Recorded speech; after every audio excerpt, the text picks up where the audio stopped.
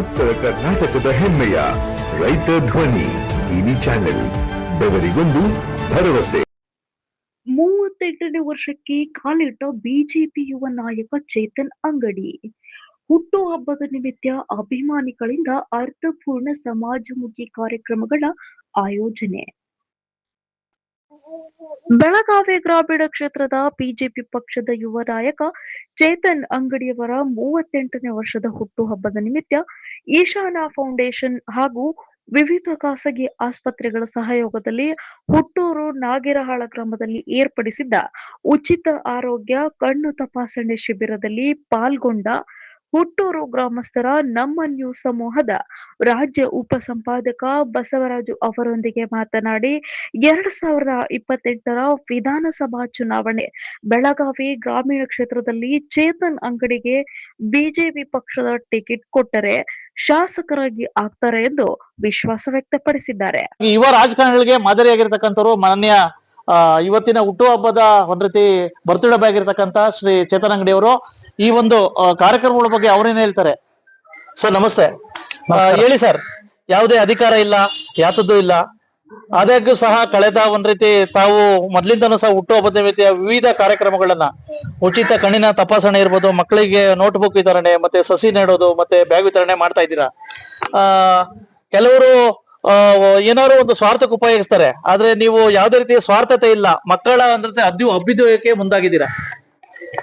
ಈ ಸಂದರ್ಭದಲ್ಲಿ ನಮ್ಮ ಅಮ್ಮನವರಾಗಿರ್ತಕ್ಕಂಥ ದಿವಂಗತ ಸೋಮಮ್ಮನವರನ್ನ ಮನದಲ್ಲಿ ನೆನೆದು ನನಗೆ ಗುರುಗಳಾಗಿರ್ತಕ್ಕಂಥ ಸನ್ಮಾನ್ಯ ದಿವಂಗತ ಸುರೇಶ್ ಅಂಗಡಿ ಅವ್ರನ್ನ ಮನದಲ್ಲಿ ನೆನೆದು ಅವರ ಒಂದು ಆದರ್ಶ, ಅವರ ಒಂದು ಪ್ರೇರಣೆ ನನಗೆ ಬರುವಂತ ದಿನಮಾನಗಳಲ್ಲಿ ಇವತ್ತು ರಾಜಕಾರಣ ಮಾಡ್ಲಿಕ್ಕೆ ಮಾತ್ರ ಅಧಿಕಾರ ಬೇಕು, ಆದ್ರೆ ಜನ ಸೇವೆ ಮಾಡ್ಲಿಕ್ಕೆ, ಜನರ ಮಧ್ಯೆ ಬೆರಿಲಿಕ್ಕೆ ಯಾವುದೇ ಅಧಿಕಾರದ ಅವಶ್ಯಕತೆ ಇಲ್ಲ.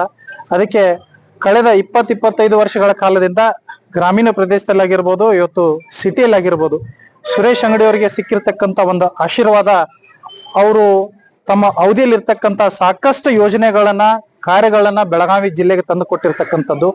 ಅವರ ಒಂದು ಹೆಸರನ್ನ ನಾವು ಮುಂದೆ ತಗೊಂಡು ಹೋಗ್ಬೇಕು, ನಮ್ಮ ಅಂಗಡಿ ಮನೆತನ ಹೆಸರು ಒಂದು ಉಳಿಸ್ಬೇಕು ಅನ್ನುವಂತ ಒಂದು ನಿಟ್ಟಿನಿಂದ ಇವತ್ತು ನನ್ನ ಮಗಳಾಗಿರ್ತಕ್ಕಂಥ ಈಶಾನ ಅವಳ ಹೆಸರಿನಲ್ಲಿ ಒಂದು ಫೌಂಡೇಶನ್ ಅನ್ನ ಮಾಡಿ, ವಿಶೇಷವಾಗಿ ಗ್ರಾಮೀಣ ಪ್ರದೇಶದಲ್ಲಿ ಮಾತ್ರ, ಯಾಕಂತಂದ್ರೆ ಗ್ರಾಮೀಣ ಪ್ರದೇಶದಲ್ಲಿ ರೈತರ ಮಕ್ಕಳು ಮಾತ್ರ ಸರ್ಕಾರಿ ಶಾಲೆಗಳಿಗೆ ಬರ್ತಾರೆ. ಸಿಟಿಯಲ್ಲಿ ನಾವು ಇಂಥ ವ್ಯವಸ್ಥೆಗಳು ಮಾಡೋದೇನು ಅವಶ್ಯಕತೆ ಇಲ್ಲ, ಯಾಕಂದ್ರೆ ಬಹಳಷ್ಟು ಜನ ದುಡಿತಿರ್ತಾರ, ಆರ್ಥಿಕ ಪರಿಸ್ಥಿತಿ ಸದೃಢ ಇರ್ತದ, ಅಂತಲ್ಲಿ ನಾವು ಮಾಡೋದ್ರಿಂದ ಅದರ ಪ್ರಯೋಜನ ಆಗುದಿಲ್ಲ.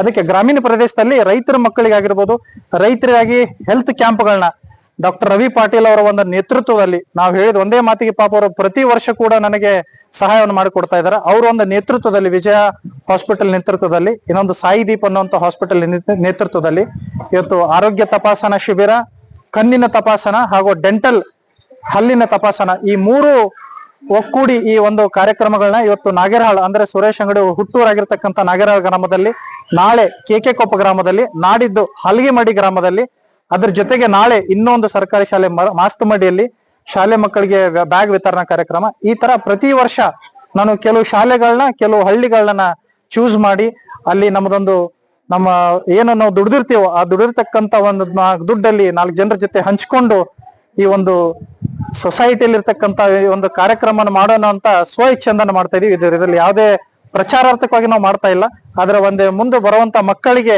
ಇವತ್ತು ಸ್ಕೂಲಲ್ಲಿ ಏನೋ ಒಂದು ಫ್ರೀ ಸಿಗ್ತದ ಅಂದ ತಕ್ಷಣ ಮಕ್ಕಳು ಸ್ಕೂಲಿಗೆ ಬರ್ತಾರ, ಅದರದೊಂದು ಹೆಲ್ಪ್ ಅವ್ರಿಗೆ ಆಗ್ಲಿ, ಅದರೊಂದು ಅನುಕೂಲ ಅವ್ರಿಗೆ ಆಗ್ಲಿ, ಒಂದು ಗ್ರಾಮೀಣ ಪ್ರದೇಶದಲ್ಲಿ ಇವತ್ತು ಇರ್ತಕ್ಕಂಥ ಮಕ್ಕಳು ಅವರು ಒಂದು ನಿಟ್ಟಿಗೆ ಬೆಳಿಲಿ ಅನ್ನೋ ಒಂದು ಉದ್ದೇಶದಿಂದ ಈ ಕಾರ್ಯಕ್ರಮಗಳು ನಾವು ಮಾಡ್ತಾ ಬಂದಿದ್ದೀವಿ.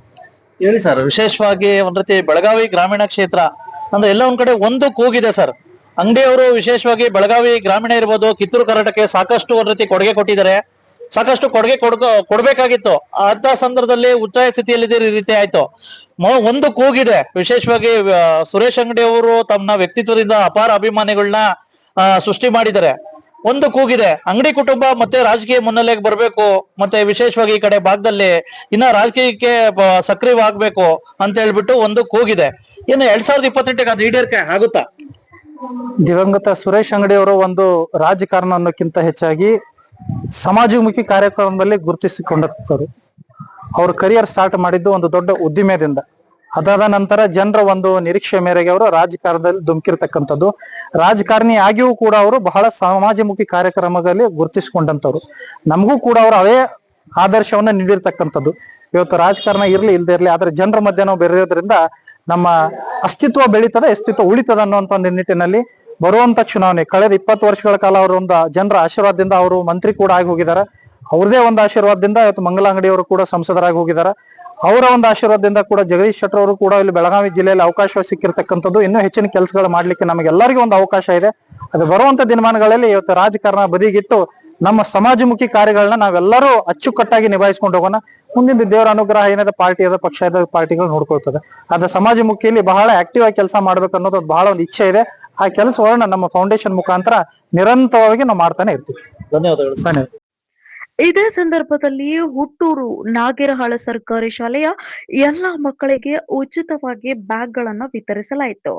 ಈ ಸಂದರ್ಭದಲ್ಲಿ ಮಾತನಾಡಿದ ಯುವ ನಾಯಕ, ಪ್ರತಿ ಹುಟ್ಟು ಹಬ್ಬದ ನಿಮಿತ್ತ ನಾನು ವಿವಿಧ ಸಮಾಜಪರ ಕೆಲಸಗಳಲ್ಲಿ ನಿರತನಾಗಿದ್ದು ಇಂದಿನ ಕೆಲಸ ಮುಂದುವರೆದ ಭಾಗ ಎಂದು ಹೇಳಿದರು.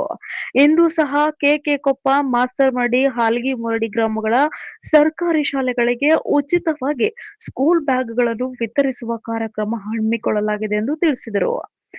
ಇದೇ ಹುಟ್ಟುಹಬ್ಬದ ನಿಮಿತ್ತ ಚೇತನ್ ಅಂಗಡಿ ಅಭಿಮಾನಿಗಳು ಅವರನ್ನು ಶಾಲು ಹೊದಿಸಿ ಸನ್ಮಾನವನ್ನ ಮಾಡಲಾಯಿತು. ಒಟ್ಟಾರೆ ಹುಟ್ಟುಹಬ್ಬದ ನಿಮಿತ್ತ ಯುವ ನಾಯಕ ಚೇತನ್ ಅಂಗಡಿ ಮಾಡುತ್ತಿರುವ ಸಮಾಜ ಸೇವಾ ಕೆಲಸಗಳು ಯುವ ರಾಜಕಾರಣಿಗಳಿಗೆ ಮಾದರಿಯಾಗಿವೆ.